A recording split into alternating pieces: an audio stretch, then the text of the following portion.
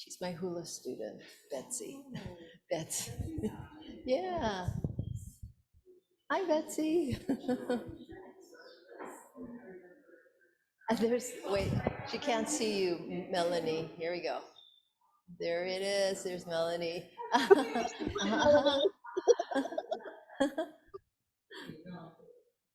Yes.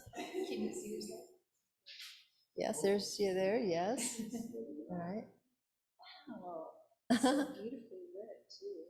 I don't know.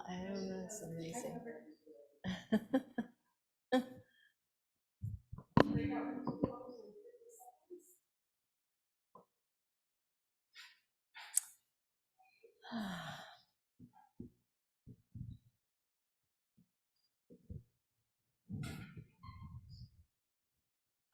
Oh, okay.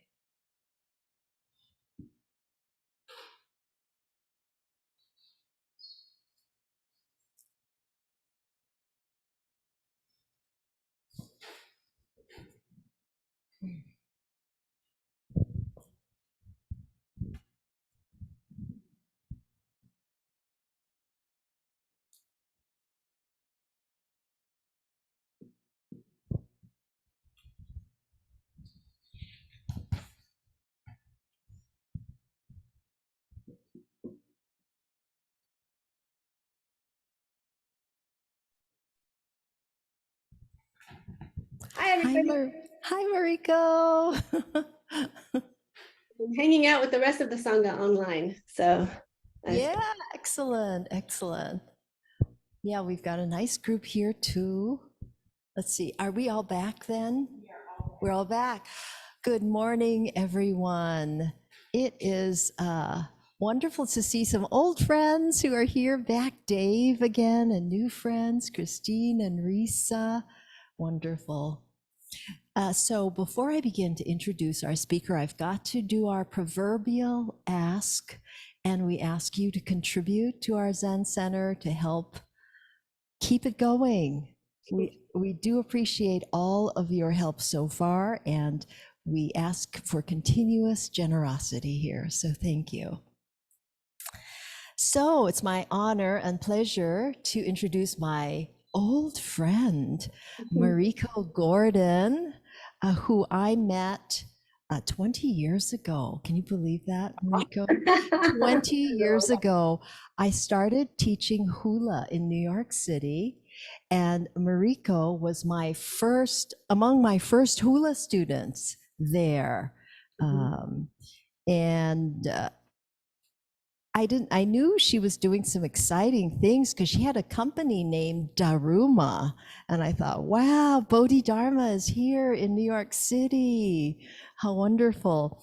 And this company she built from scratch to be a $2.5 billion money management firm.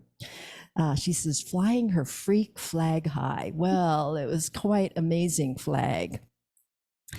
And in 1995, when she started her company, only very few women of color owned their own firms. So this is really exciting. Plus, she had a family, and I got to know her family because I would fly into New York City once a month to teach hula for the weekend, and I'd stay at Mariko's house. Mariko, I called her then. But anyway, she has two beautiful sons. Her husband has since passed on. And she lived in Manhattan, a beautiful home. So today, Mariko is mentoring women who want to start a business. She says, turn their side hustle into a living, better manage finances, or work through any tricky times in life. And she's also a poet, hypnotist, life coach. I love she put down hula dancer. I want to see some hula, Mariko. And she's treasurer on the board of the Asian American Writers Workshop. So with that, here is Mariko Gordon. Hi, everybody. Thank you. Oh, wow, Kelly, we get the Zoom effect. I get to see everybody. This is awesome. All right, I am going to share some slides, which can be a little dangerous sometimes. So just bear with me if I end up with some technical glitches. But basically, when June asked me to talk, and I want to say thank you to June and to Joshin for having me. One of my sons actually now lives in Chicago. So I haven't been out as often as I would like. My mom is here, she's 90, so he comes out here a lot. And I'm now in North Carolina and acting as a money coach, business coach. And also I teach financial literacy. That's sort of my mission at this stage. Anyway, let me go. I'm going to talk about how to stay grounded in uncertainty, because we all know there's a lot. Life is nothing but uncertainty, and it can feel really destabilizing and part of our practice. And I say "are" as though I have been practicing, and I have not. So this is a great reason for me to get in touch with the local sendo here and start putting my butt on the cushion. So thank you for the inspiration, June and Joshin, and all of you in the Sangha, that I need to do that. It's good for the soul. All right, let me try sharing, and we're going to give it a shot here. Yes. All right. Okay. So can everybody see? I just need a thumbs up from people. Yes. Okay. And you're seeing it. You're seeing the full slide, not the presenter view. Yes. I want to make sure you guys. All right. Are we good? All right. Okay. I am going to. The presenter view. You're seeing the presenter view. Oh no. We're seeing the presenter view. Okay. So let me go back, which is okay. You get to see my cheat sheet here. I'm going to go back to regular. Oh, we got it now. Yeah. Got it. Okay. So now I'm just going to have to wing it because I won't have my notes, but it's all right. I can do this. Okay. And I can suffer from time blindness. So, just wave madly. And I'm looking to the side here because this is where I see all of you. I see my slides in front of me, but I have the gallery view over here. So just wait for it. I need to shut up for whatever reason. All right. So let us figure out, how can we find safety in uncertainty? And let me start by saying, as June said, I was a professional money manager, and that was 2.5 billion of other people's money, by the way. Public pension funds, corporations. Actually, the United Methodist Church, is based in Chicago. And being a professional investor taught me, through some hard-won experience, how to stay grounded in chaos. And here's why, right? I was picking small cap stocks in a concentrated portfolio for my clients, right? This meant that I had zero control. Right? I had no control over the company management, over their customers, over their vendors, over the economy, over the Federal Reserve, over other investors, over global geopolitics, right? So I'm evaluating things, making investments. So these are high stake decisions, right? Because if I was wrong, I'd lose money for our clients. And also, because investing, this is the nature of investing, I'm in the job of trying to predict the future. And we all know that is really impossible. So if I was right slightly more often than I was wrong, I was hitting it out of the park. And if I made more money from being right than I lost when I was wrong, I was like being an amazing hitting out of the park twice over, right? So I was wrong all the time, and I was expected to be wrong all the time. And I had to be okay with that. I just had to be right slightly more often, and I had to be right bigger than when I was wrong. So it really taught me a lot about how to navigate life and make decisions, because navigating life is a constant stream of decisions, and also not get completely destabilized. Because at the moments when like the proverbial shit is hitting the fan are the moments that provide the best investment opportunities, and you need to have clear thinking and not be in a heightened emotional state. So I'm generalizing some of those lessons that I've learned to how do we do life. And hopefully there are some techniques and some frameworks and things that would be useful for you as well. So here is the framework. 1, good sophisticated decisions don't come when our nervous systems are completely dysregulated. And I think we know this, right? When we're wildly infatuated with someone, when we're incredibly pissed off and angry, when we're really afraid, when we are in a state, in a very heightened emotional state, we are not making good decisions. And when I say sophisticated, I mean nuanced, I mean taking in the full context, I mean thoughtful and intentional, right? I don't mean sort of fancy pants, right? But we need to have a regulated nervous system in order to generate decisions that are aligned, that are in integrity, and that we feel good about, that we don't have regret over, even if the outcome is not what we want. Number 2, good decisions require clarity of desires. We have to know what we want. If we don't, we're going to end up making decisions that aren't in alignment, and or we're going to take actions that kind of conflict, contradict each other. There's not a lot of flow. There's not going to be a lot of effectiveness around that. 3, good decisions are reality-based, not wishful thinking, right? So we need to be able to see our circumstances clearly, not what we would wish them to be, but what they are. And it takes a lot of courage to do that. And there's a lot of reason why we come up with lots of reasons not to see things as they are, but cultivating the practice of really seeing things as they are and as we can understand them really helps us stay grounded and having our decision making, whatever the outcome, be truly okay. And lastly, we have to accept that good decisions can have lousy outcomes, that the same way that bad things can happen to good people, that we can have a decision made in alignment with all the thoughtfulness and everything else and have it not work out.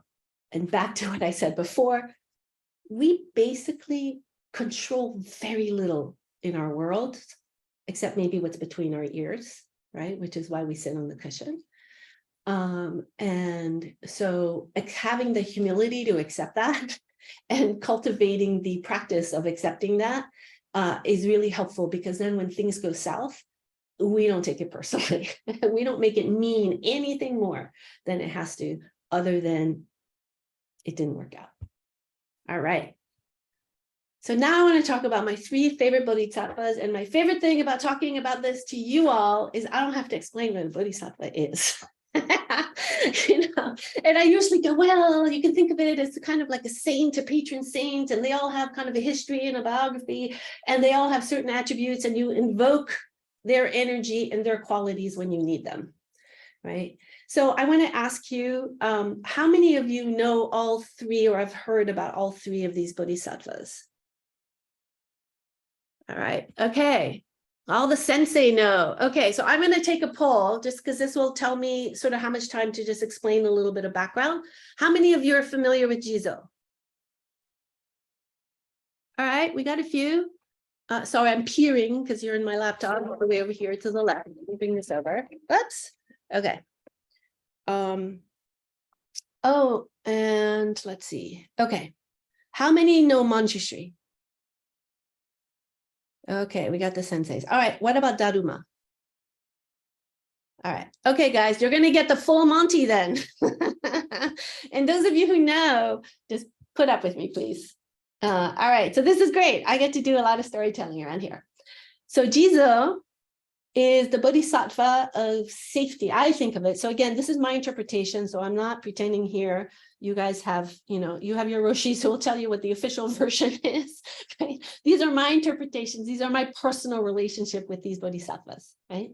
So Jizo is the bodhisattva to me of safety, of acceptance, and of deep, deep loving compassion. And as you can see here, Jizo is a monk, so he has, he's a shaved head and the robes.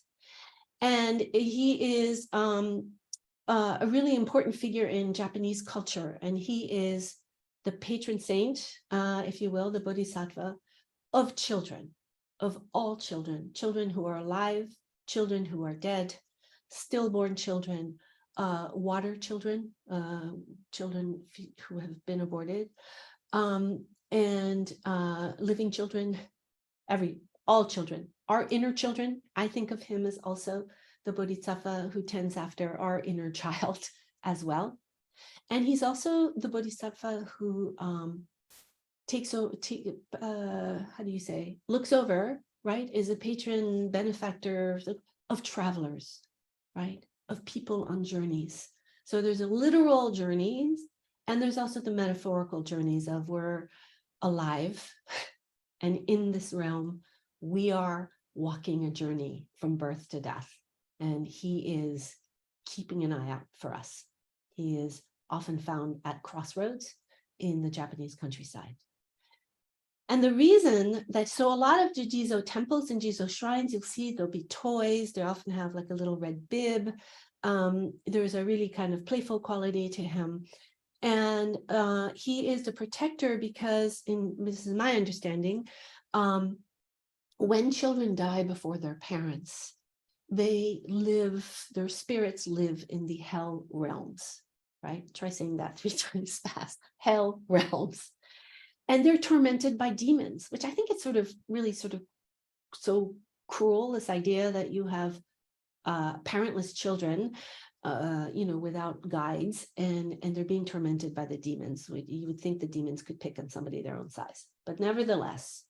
And Jizo shows up in this realm and sweeps up the children, envelops them in his robes and protects them from the demons. So he is a safe haven for the tormented spirits of children in the hell realms.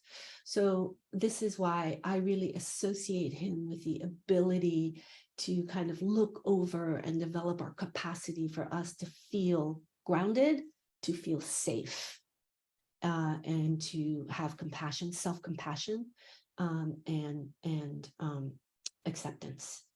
So that's the backstory on Jizo.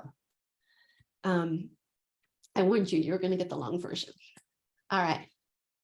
So you might say, Mariko, what's the big deal about this regulated nervous system? We're humans, we're supposed to have feelings. What's the problem, right? There is no problem. We are human. We should feel all the feels.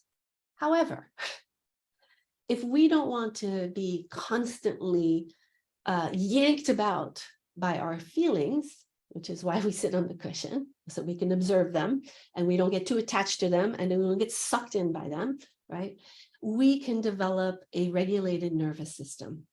And the benefits of having this is having that open mind, a beginner's mind, where we can also see everything with fresh eyes is really great, right?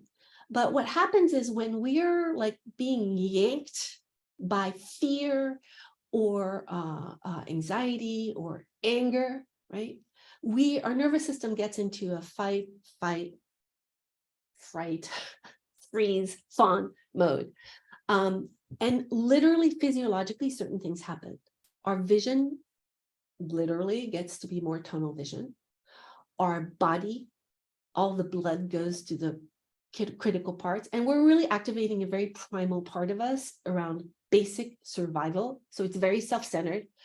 I don't want to be the one who gets eaten by the tiger, by the saber-toothed tiger, right? So brain goes on autopilot, does everything to get you to safety as fast as possible.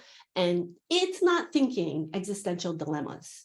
It's not thinking creative problem solving, right? It's just trying to use all the fastest patterns you have in your brain and in your body, muscle memory, to just get the heck out of there and survive. However, when we are calm, when we're by the fire, when we are relaxed, when we're no longer hypervigilant, what happens? Our brain is open. It's open to experience. It's curious. It is neuroplastic. It can learn so much faster, so much better. It is more creative. It comes up with a lot of new novel solutions.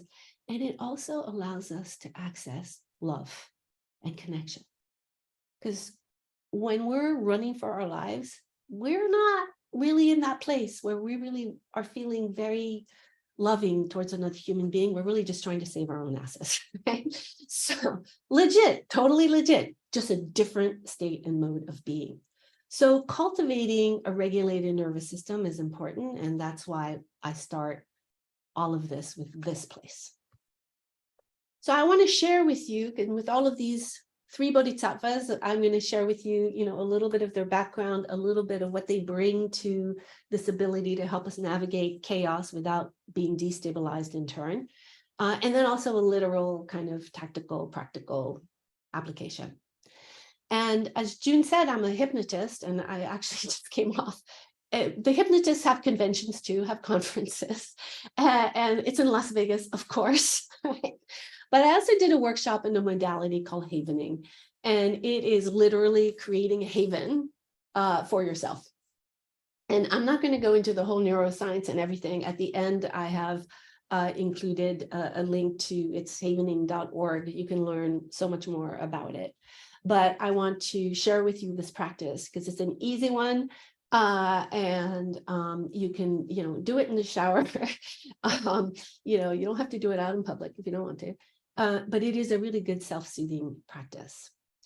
And so let me just tell you just a teeny bit about its development, because otherwise you're going to be saying, what are you talking about? What are you talking about?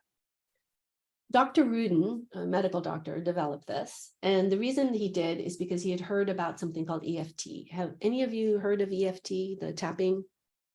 Yeah, I know, June, that's something you do, right? So, you're tapping on acupuncture points. And there's a way that we do this, and it helps to kind of repattern the brain and calm down. And so he'd heard about this, but he's an allopathic doctor. He said, this is nonsense. But he had a colleague who he was chatting with, and she had a phobia of spiders. She was scared of spiders. So he said, you know what, let's just try this weird thing called EFT and let's do this tapping. And she felt better. And she was like, yeah, no, they don't bother me anymore. So the rest of that day, he asked all of his patients, do you have some kind of phobia or something? And he did it another 5 times. And all 5 times worked. And he said, all right, there's got to be a scientific reason for this. And I'm going to find it. So he spent years actually doing research around this. And what he found out is that there are certain parts of our body when we are stroked or touched that generate delta waves. And delta waves are one of the 4 brain waves. It's a slow wave, and it just helps us to calm the heck down. Now, when you use it with a practitioner who's doing this technique to you, or you can do it yourself, or you can do it with a practitioner of your own. When you do it sort of therapeutically, there's specific things that you're trying to de-trigger, you're trying to neutralize triggers. But just in general, what I'm going to show you is just something you do just to feel better. And it's just kind of like flossing your teeth. It's a nice way to just kind of feel better. So when we get upset, what are some of the things that we do, right? We often will just go, oh, I will grab our faces, right? Or we'll start hugging each other, ourselves to be like, or we start wringing our hands, right? So what I'm about to say to you is something you're quite familiar of doing just unconsciously when you're trying to soothe yourself. So havening, there's basically 3 gestures, right? One is to stroke your face, and you guys are welcome to join me. And I know you all know each other, so you can feel safe doing that, not feel silly. And so you stroke your forehead, and you can stroke your cheeks and your face and along the edge of your face. And when somebody does this to you, actually somebody you feel safe with, obviously, there is something so therapeutic about the human touch, and particularly the touch in these areas. So even like just doing this a little bit, I'm already like, my body's like feeling better already. So that's one. The other is to start at the top of the shoulders and to stroke down to your elbows. And the stroking should be, kind of 1001, 1002. We don't want to be doing this, right? And you do not just want to be like doing this on the arms, you do want to start here. And the same way that, like, if somebody puts their hands on their shoulders, you're sitting in a chair and somebody, so again, somebody you feel safe with puts their hand, wow, it just feels so grounding, right? So this is a thing that you can do. You start here and you just stroke down, and you stroke in one direction down, because the same way that when you're petting your cat or your dog, it doesn't feel as good when you go against the grain, same thing. And the last one is to do the palms. It's just to stroke your palms like this. See, simple, feels good though. And if you do it in the shower, that's an easy way, the same way that if you associate flossing with brushing your teeth, if you associate havening with the shower, bingo, you get your little dose. The other thing that I wanted to share with you is something called bilateral stimulation. If you are feeling anxious in particular, this helps. The anxiety kind of creates a storm on one side of the brain, I forget which one. And when you take an object and you pass it from hand to hand, and it has to go across the midline, right? And so you can do this unobtrusively, at work, you're just kind of like passing one thing back and forth. It engages both hemispheres of the brain, and it just like calms the sort of storm on one side, because the brain is balancing things out a bit too. So bilateral stimulation is another way. But I find havening is really feels great. Oh, and one thing, since I am getting my sort of certification in havening, I do need to come up with 30 case studies. So I have a year to do this. So if you're really curious, or if you want me to do this for you, I'm happy. I need to do it. And so if you're willing to have a newbie havener, haven you, just ping me and I'll show you at the end how to get in touch with me. Okay. For free. This is just, it's practice. You're going to get, the rookie version of it. All right. Are we ready? I'm going to keep questions at the end, if that's okay. Does that sound good? Yes. Thumbs up. Yes. Okay. Now let's talk about Manjushri. He is shown here. He's often shown with a sword, a flaming sword of enlightenment. And he's the one who cuts through our ignorance, our confusion, our fogginess. And in my head, I have the 21st century version of it. It's like a laser beam cutting through fog. But when I was a kid and I would hear about like one of the miseries being ignorance, I really didn't get it. I was like, not a problem. Just go to the library, look stuff up. Ignorance, it's totally beatable, not a thing. Right. And I did get older and a little wiser. And I realized that what we're talking about here in terms of ignorance is not factual ignorance, although sometimes that plays a role, but it's a kind of collusion with somebody else's narrative that may not be true. It can be self-gaslighting, or accepting somebody else's gaslighting. It can be not honoring our truth, our inner truth. It can be a sort of affecting a learned helplessness in order to avoid taking accountability and responsibility for our lives. It can be willful misunderstanding, right? And so ignorance, I would sort of throw in that bucket, and also not wanting to see things as they are. And there are so many reasons why. It's human nature. We don't want to see things as they are. We are so socialized, and some of us really grow up in family systems. Speaking as someone who's half Okinawan and half WASP, neither culture is at all interested in your emotions.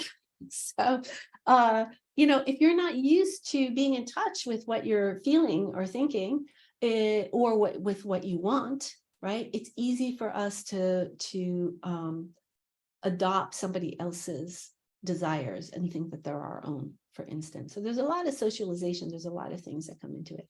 And the other thing too is some of the reasons why we cultivate ignorance, right, is it helps to prevent us from taking some tough actions. It also helps us to feel safe, particularly when we're young and the people taking care of us might not be doing their jobs, and our survival is at stake. Our psyches will not let us see the danger. we have to bond, we have to work on the attachment and all of that. So there are times when we're just really very deeply conditioned not to actually see what's going on, and it's necessary to our survival. So, no shade, no judgment, right? But that flame, that sword of enlightenment will cut through all of that. And we all know that moment in our lives when we see something that we haven't let ourselves see until then, and we can never unsee it. And it's that moment that I really think of as being a Manjushri moment. And it's a moment of liberation, even if it means some tough actions coming down the pike, necessary. Maybe even if it means some really tough stuff. The knowing, the accepting is a tremendously freeing moment. So Manjushri is a very powerful bodhisattva to invoke. We need his help. And I think of him as the bodhisattva of discernment. And that means that, and I consider the discernment in two realms. One is the inner realm, and the other is the outer reality, right? So first, we need to have discernment around what our true desires are, because that's key to creating safety. And as I mentioned, we're not always really good at this, right? Sometimes we wake up in middle age and go, why did I do this, right? This is the midlife, why did I become a lawyer again, right?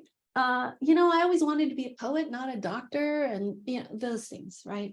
So it's really important to know what you really want, or what your truth is, and to honor it. And part of that for some of us requires a tremendous amount of cultivation and practice.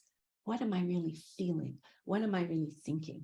But if you don't take the time to figure out what you want, right, you're going to make decisions that are going to lead to chaos, because you'll either be switching your mind because you won't be sure, right? You won't have a very clear signal of what you want. So your action is also going to be very chaotic because your desire is fragmented. It's not grounded. It's not aligned with your true sort of soul being. And this is your outer reality, right? Denial, as I say, is not a river in Egypt.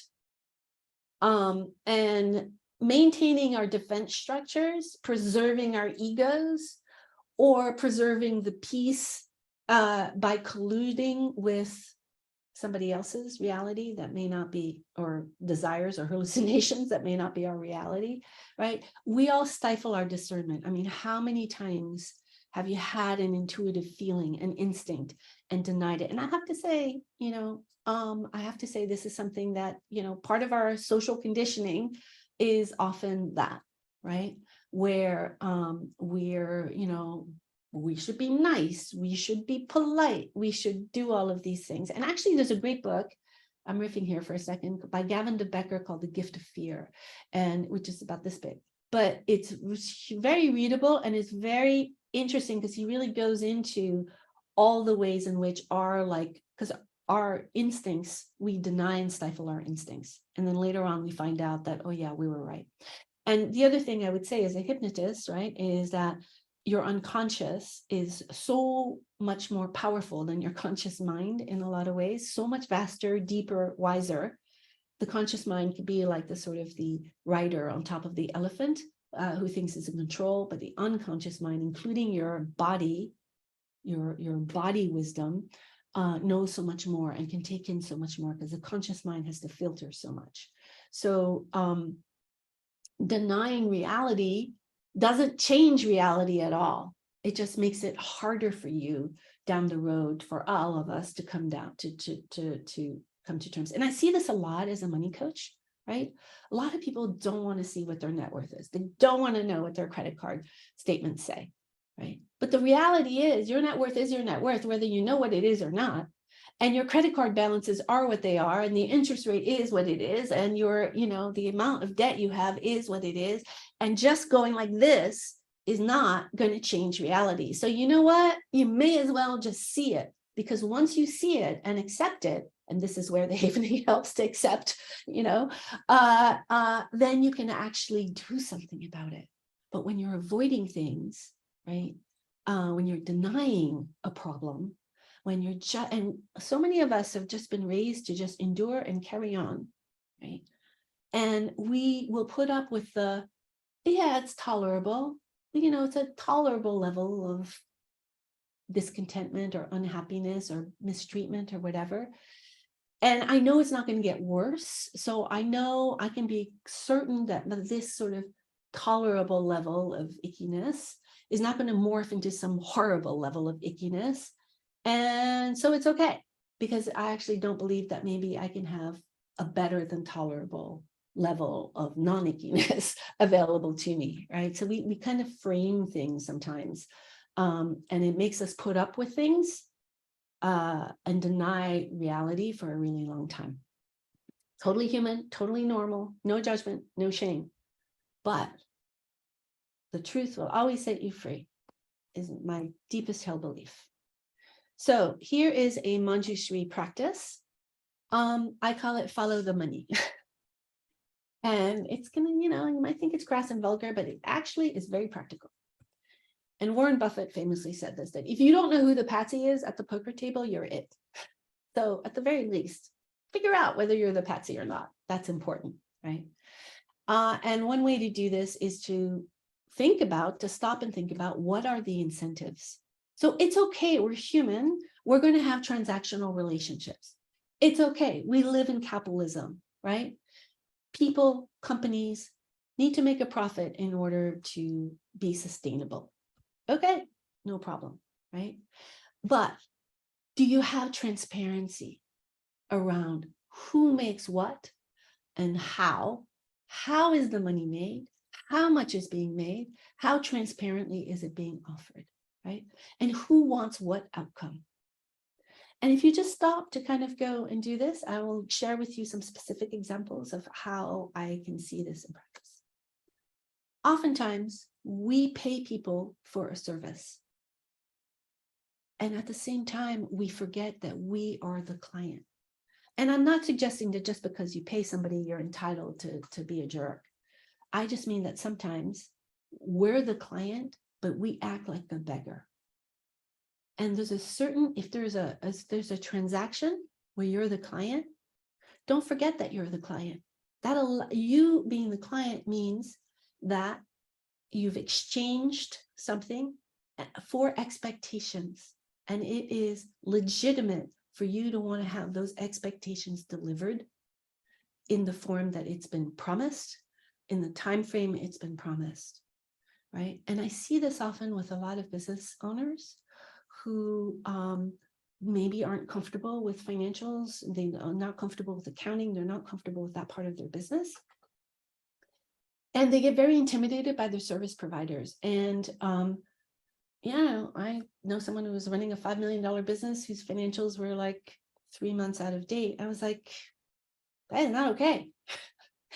You need numbers that you can make business decisions off of. This is what you're paying them for. They're not giving you what you're entitled to. I mean that in the best possible sense, not in the sort of Karen way, right? So that's one example. Another example is one of the things that I do kind of for fun, because I'm a little twisted this way, is I'll go to those free retirement like dinners or seminars where we're just going to teach you things. We have no axe to grind, right? And it just makes me so crazy, actually, because if you followed the money, you would understand, right? What are the incentives? What are they trying to sell you I'm not trying to sell you anything? Because what they're trying to do is create so much fear mongering and insecurity that you'll want to make that appointment with them. And what they're trying to sell you actually are annuities, okay? If you're of a certain age, this is the number one way that people in financial services want to part you from your money, is to sell you annuities, and they do it through fear. And they do it through incomplete data. They do it through just completely misleading. I mean, it's just horrific what I see. And this is part of my mission, is I want to educate people to know what questions to ask and how to ask them. But you basically get so primed in this, that you just kind of run screaming into their arms, and you're happy to pay them all sorts of money for circumstances that actually or may not be accurate. And I'm not saying, you know, there's a place for annuities, but not the way that they're sold in this highly misleading manner. And I could go on for a long time, but that's a separate conversation. But having that awareness is important. And the other thing that I would tell you is that, you know, the saying, well, you know, if it's free, you know what you get for it. Even beyond that, right? If somebody does something for free, you don't have to feel beholden that they gave you a giant favor. You know why? Because you gave them your time and your attention. And both of those have equivalent value to whatever they gave you. Because this is a psychological principle that is being sort of tapped into, right? So one thing with the retirement dinners is you go, oh, all right, like I had to spend some money on this. And also you get trapped for a couple hours because no one's going to leave right after the salad course, right? So you're a captive audience and you feel like, oh, I got to owe this guy something, right? Well, the other thing I want you to think about, follow the money, is the more that is spent on trying to close the sale. So if it's a $75 a head dinner because they've rented a room and, you know, you have this meal, right? That just gives you a sense of how much money they can make off of you. So that's also a useful kind of rule of thumb in terms of following the money. The more is spent on trying to close the sale is directly proportional to how profitable that sale is. So that's another little rule of thumb. That, if you remember that, and if you remember when somebody gives you something for free, it's not free. You're giving them your time and attention. It has the same value. You owe them nothing other than, you know, decent human decency, but you owe them nothing, because trying to sort of trigger that reciprocity principle, which is we're very hardwired this way. We're social animals. This is our biology. Right, is I just want you to remember that you actually have given them something in turn, so there is no debt incurred. I think that's all that I want to talk about, right? Just this awareness. It's okay. There's nothing wrong with transactions. What's a transparency? Who makes the money? How do they make it? If that's clear, then you can have clarity around the decisions that you're making. All right, keeping an eye on time. Okay, last one, and my favorite, Daruma.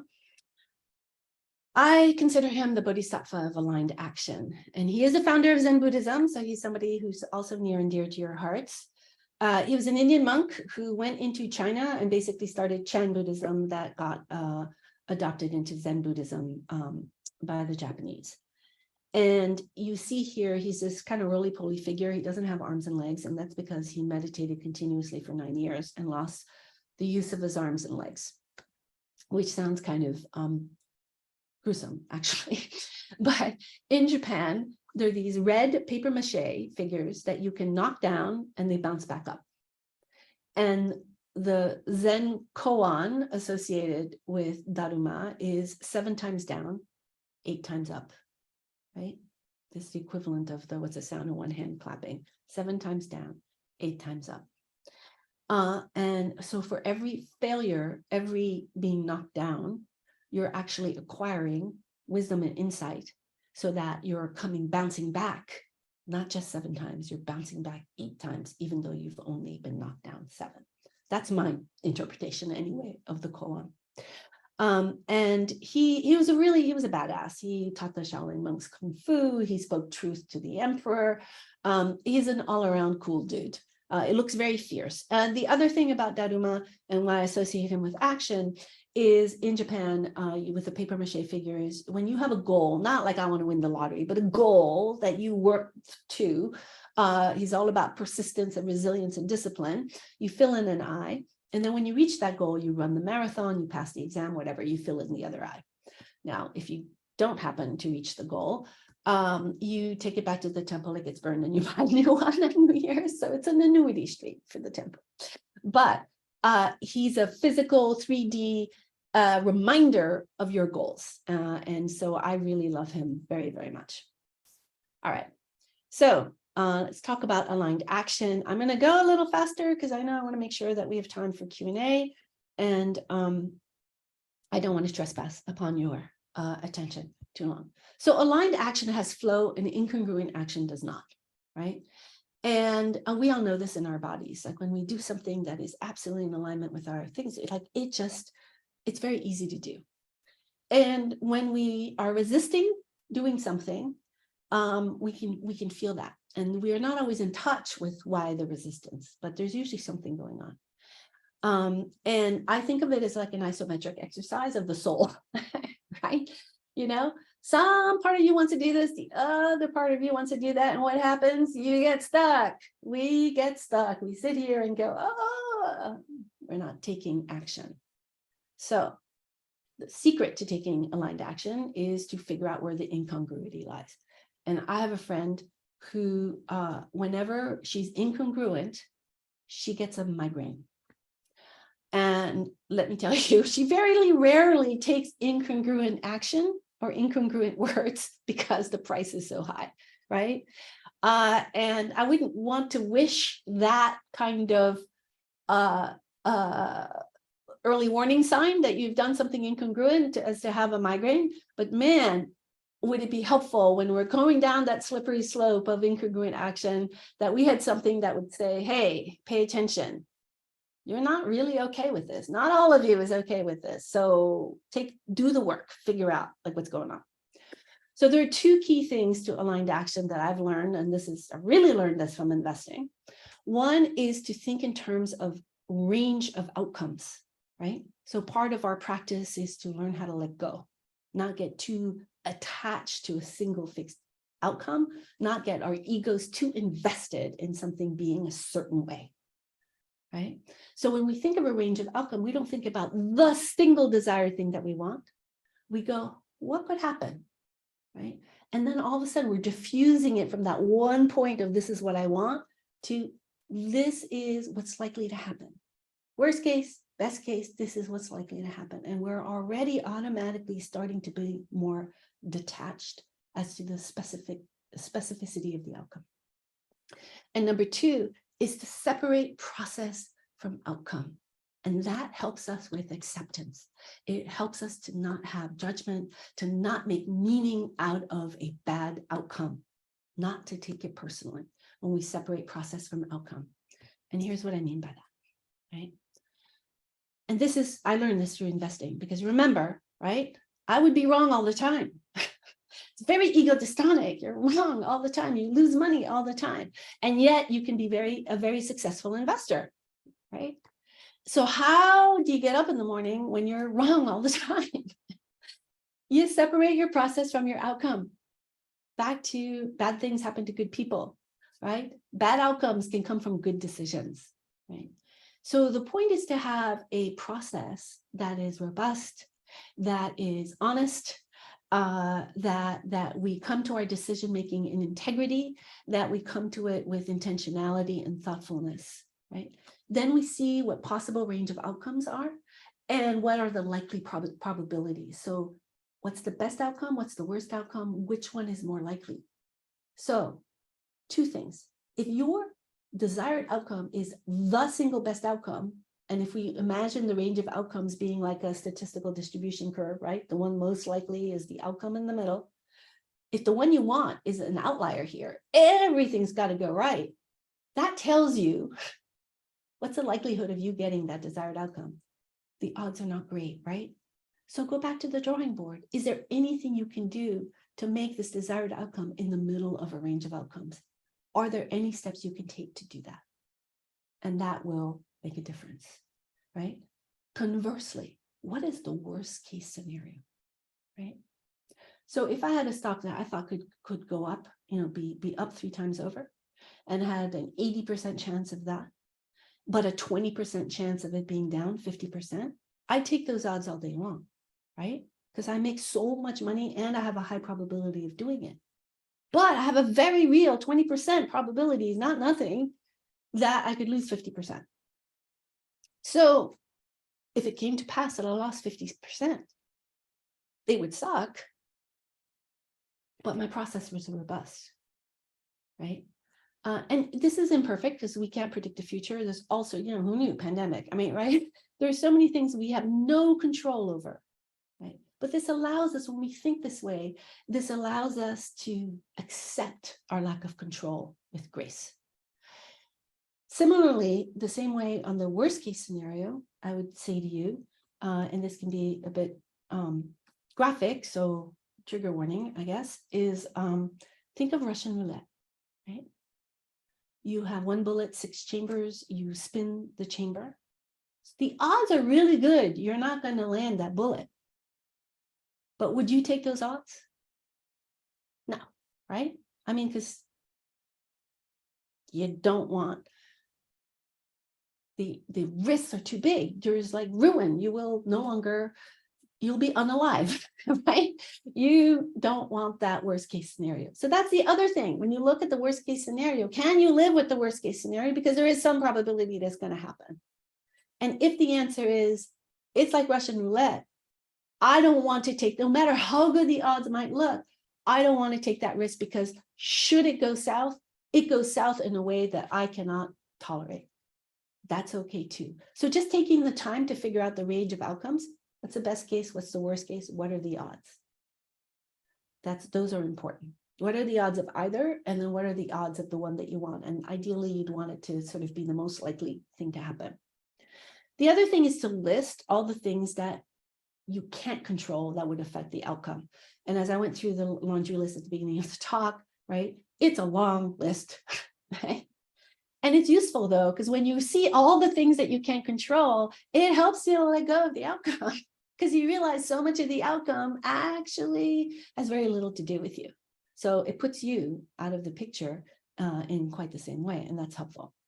And lastly, postmortems. Postmortems are really useful. And man, when stuff doesn't work out, we do not want to sit down and look at our failure straight in the face. But when we can develop curiosity around, was the process good, even though the outcome was bad, right? We can figure out how to enhance our process. I forgot to take into account X, Y, or Z. So we can take a leaf out of the page of the aviation industry because the stakes are so high, people die, right? Or engineering disasters, or like the Challenger, right? Those are all cultures that do postmortems. They're very diligent about learning from failure and applying those learnings to prevent future lives lost, future learnings. And I know medicine tries to do this, but there's a little bit more, there's less rigor, I think, in that process. But it's normal for us not to want to wallow in all the stuff that, because, when stuff doesn't work out, it's painful. But if we take the time to process all of that and then can have curiosity around it, we're constantly, our learning curve is just going to improve because this cycle never ends, right? So you've taken aligned action. Now you got to process and accept the outcome. You got to create safety and acceptance around that. We're back to a Jizo moment, right? When we feel safe and our minds are open and neuroplastic, then we can see clearly our inner desires, our outer reality. When we can see that, we can then take aligned action. And this is important too, is this idea you can have strong conviction over why you're taking this action, but you can hold it loosely in the sense that should you get a new information set that comes in and the picture changes, right? You can go back to that manjushri process and reevaluate and maybe take a different course of action, right? So you want to feel that kind of conviction of your action, but you don't need to be so married to, well, I set up this course, and even though I found information that's contrary to this, I'm still going to do that, right? That's not going to help your outcomes, right? So we need to have strong convictions, but we need to hold it loosely. And this is where the Zen practice really helps a lot, right? But that helps to give us confidence in our process, and having our own back in that way, where we can accept outcomes, helps us to feel safe and grounded, even when the ground is constantly shifting, because change is the only constant. So I'll leave you with one more thought, which is that if you think of yourself as a solo sailor on the Pacific Ocean, right? You're in your sailboat and you're a really good sailor and you have instrumentation and you have all the things, right? But you don't control the wind, you don't control the tides, you don't control the ocean, you don't control whether there's like fish for you to be able to fish, you don't control so much, right? And you can see that there's a storm brewing. You can see that you won't avoid the storm, but you can batten down the hatches. You can take in the sails. You can put on foul weather gear. You can be ready. And you can trust that you're going to navigate the storm as best as you can with the knowledge that you have, because you can't help it. You're in a storm. But just because you're in a storm, and just because you might end up with a broken mast, just because horrible things can happen, doesn't mean that you can't feel grounded, that you're doing the best that you can in the moment, given the information that you have, and given everything that you've had from your past experiences to bear. And that can be very freeing when we can truly sort of accept that. So, as I said, my website is down. I'm in the process of registering with the state of North Carolina to become an investment advisor, because that will allow me to do financial planning and help people manage their money. I do have a newsletter. I think that link is still live. If not, you can find me in all the ways. If you want the slides, Kelly has them. I did share them with her. And if you want a havening or anything, you know, again, it's free, but there's no hidden agenda here. Oh yes, the hidden agenda is I need 30 case studies, and you're willing to be a guinea pig and be havened by somebody who is just started the process. So we're clear, it's transparent, and you're giving me your time and attention, and I'm giving you what I've been taught. So you see, that feels good. That feels so much better. I'm glad I got to say that with you. And I want to thank you all for your time and attention. And I want to open it up to questions. And again, oh gosh, I didn't realize I was so cut off here, guys. Sorry. You were probably just seeing the top of my head the whole time. Anyway. So talk to me.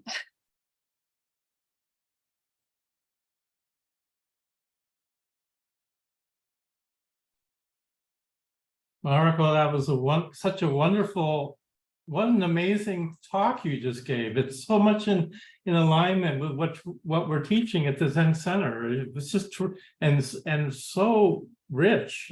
Thank you so much. That was just terrific. Oh, well, you are so welcome. It's my delight, really. I have to say, it does feel like coming home. Although I was telling my breakout group when you guys were setting up the room that the first time I came to the Zendo for a retreat, it was a 3-day retreat, and I'd never meditated for more than 15 minutes at a time. And I was like terrified, you know, the cab is dropping me off and I'm going, what did I sign up for? And I was like, actually the sitting was good. The work, you know, the work meditation was fine. The services were fine, right? Because it reminded me of my grandmother reciting the Lotus Sutra twice a day, and the incense and the bonging. It just was like, hey, it was like coming home. But the meals, the meals, I had trouble with that. It was so funny. All the things that I thought would be a problem were not at all. Were we doing oryoki then, Mariko? Yes. Oh yeah. Yeah. Oh. Yeah. And it was just the controlled nature of it. Yeah, nature of food just like triggered some trauma for me. It was really interesting. Yeah. Yeah. Well, come to another retreat. We don't do oryoki anymore. I don't mind the bowls. I don't mind the eat everything. I don't mind the washing out. I just didn't like the controlled nature of it. Yeah, it was so interesting. Anyway, but I was just sharing that was like, that's when I was like, okay, I can do this. So I gotta start doing it again though. Anyway, I feel like I'm settling back down. So thank you for the inspiration. Anyway, that was just a wonderful talk this morning. Thank you so much. Oh, you're very welcome.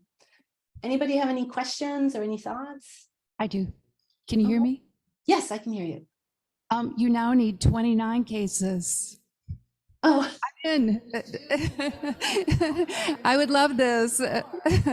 I'm launching a program that I've been working on for about a year, and could use some havening myself, but would like to integrate it. Just really a powerful talk. So integrated, so many important concepts. Really huge thanks. Thank you. Oh, well, like, I'm so delighted. I just sort of come and I show up and I do the best I can. As I said, I'm just going with the outcomes. And my email is Mariko@marikogordon. And so just feel free to email me and we'll set something up. I am going to go back home to Hawaii in the back half of August. I'm marketing. I teach a course in financial intimacy for business owners to become intimate with their financials and really develop a good relationship with them. And so I'm going back to market. So I'll be 5 hours behind you. But that's a good time. I have a lot of downtime. So that would be perfect, actually. It'd be nice to kind of line that up. I'd be thrilled. Thank you. Thank you, Mariko, for a wonderful talk. You have a Sangha here. Now you know also. So yeah, thank you. And I want to see some hula. I know there is a group here. And when I come back, I'm going to start. And then also too, I can now, just I've been through some life transitions. So now I feel like things are going to settle down.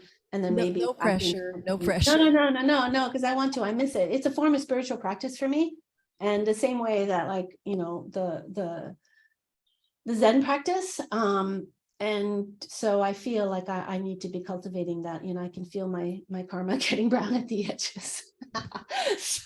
so you've given me an inspiration on two fronts. Yes, and the Zoom hula. Yes, Kumu Jun told me that. Yeah, that I could do it by Zoom. So I was like, oh, all right, then I can. I also forgot to say I wanted to thank you because when we were in the house just starting up and I lost my job at Feeding America, you made a very generous contribution to the Zen Center that really helped us tremendously. So thank you very much. Oh, well, it was my pleasure to be able to do that because I know how much, how much healing and that both you and Joshin bring, to the community. It was really important to do that. Although I'm sure your neighbors were really happy when you moved, so you weren't hearing what's the thing called? Do you know what I mean? The Han in the morning at 5 a.m. I'm sure your neighbors were just delighted. I always felt so guilty hitting that thing at that hour. Anyway, but thank you so much, guys. Thank you, everybody. And June, I don't know if you wanted to catch up after or just let me know. Yeah. Great. Yeah, I want to hear about which boy is in Chicago. Yeah, Lucas. Yeah. It's Lucas. Oh, great. I'd love to see him. Love to see him. Yeah. Well, next time I come out, we'll make something happen. Yeah, both of you. That'd be great. Okay. Cool. All right, then. Thank you for coming, everybody. And thank you again, Mariko. You're welcome. Bye-bye. Okay. Thank you, Mariko. That's great.